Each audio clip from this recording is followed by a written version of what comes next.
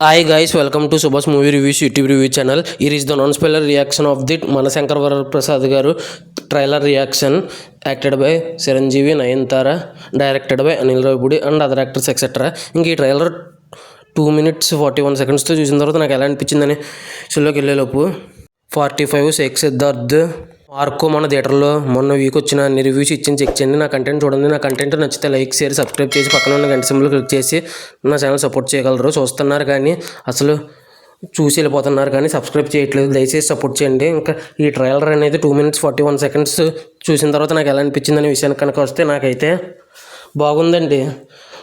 ఇప్పుడు అనిల్ రావిపూడి గారు ఎలాగైనా స్టోరీ ఉంటుంది కానీ స్టోరీ తక్కువ ఉన్నా కూడా భలే లాక్కెళ్ళిపోతారు. మెయిన్లీ వచ్చేసి వింటేజ్ చూసాం.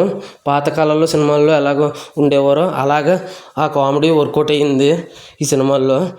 రా ఏజెంట్ అంటున్నారు, ఇంకా ఆ రా ఏజెంట్ కామెడీని మిక్స్ చేసి దాంతో చిరంజీవి గారిని స్వాగ్ని అతని స్టైల్ని ఇలా వాడుకుని వదులుతారని అనుకుంటున్నాను.